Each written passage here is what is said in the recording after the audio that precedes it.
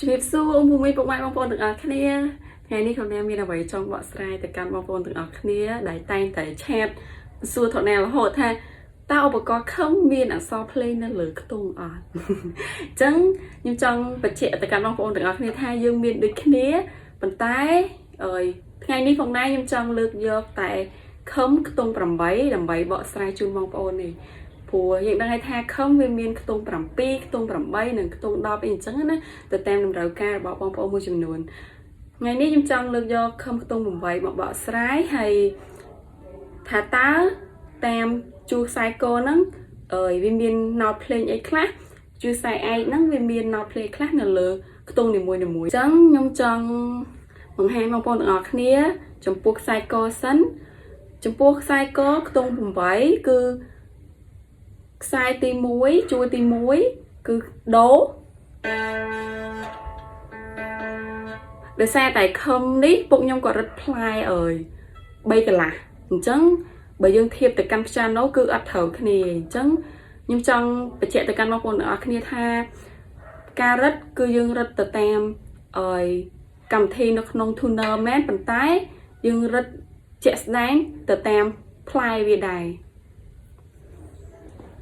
អញ្ចឹងជួរខាងក្រោមនេះដូរ៉េ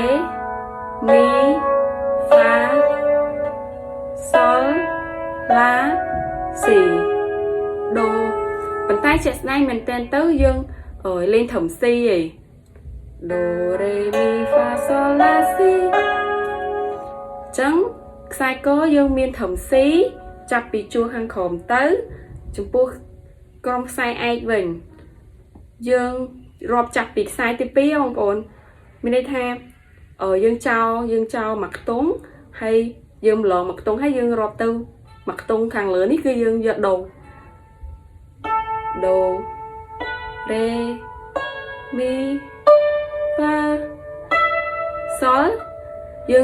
យើងរាប់ដល់ហ្វាហើយយើងធ្លាក់មកសូលវិញសូលគឺសូលខាងឆ្វេងនេះសូលឡាស៊ីដូរ៉េមី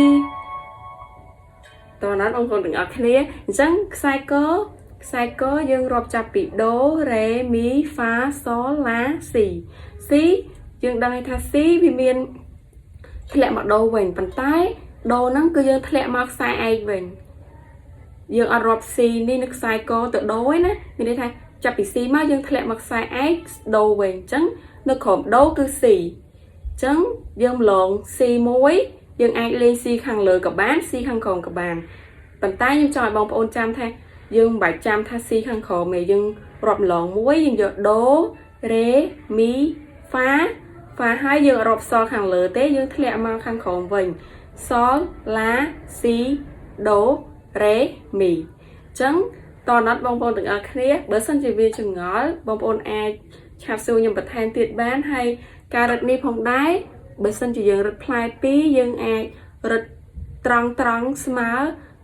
ជាមួយនឹងដូខាងបច្ចឹមប្រទេសបានប៉ុន្តែបើសិនជាយើងរឹតផ្លែ2កន្លះផ្លែ3កន្លះគឺយើងអាចរឹតស្មើគ្នាយើងរឹតទៅតាមផ្លែនីមួយហើយចំពោះកម្មវិធីដែលខ្ញុំតែងតែប្រើការរឹតខឹមគឺខ្ញុំប្រើកម្មវិធីប៉ាណូហ្នឹងគឺនៅពេលដែលយើងបើកអេដហ្នឹងហើយយើងដាក់វានៅខាងក្រោមខឹមហ្នឹងហើយយើងរឹតទៅថាតើអាខ្ទង់នេះយើងចង់បានឯគេបើយើងចង់បានដូយើងធ្វើមិនយើងរឹតយើងយកកូនសោរឹតមកឲ្យខ្សែទាំង3ហ្នឹងវាត្រូវជាមួយនឹងសំឡេងដូហ្នឹងទៅហើយខ្ញុំពិតជាអរគុណបងប្អូនទាំងអស់គ្នាសម្រាប់ការគាំទ្រហើយស្រឡាញ់ចូលចិត្តវីដេអូរបស់ថុកណែហើយខ្ញុំសង្ឃឹមថាបងប្អូននៅតែបន្តគាំទ្រដើម្បីជាកម្លាំងចិត្តខ្ញុំផលិតវីដេអូជូនបងប្អូនបន្ថែមទៀតអរគុណច្រើនជម្រាបលា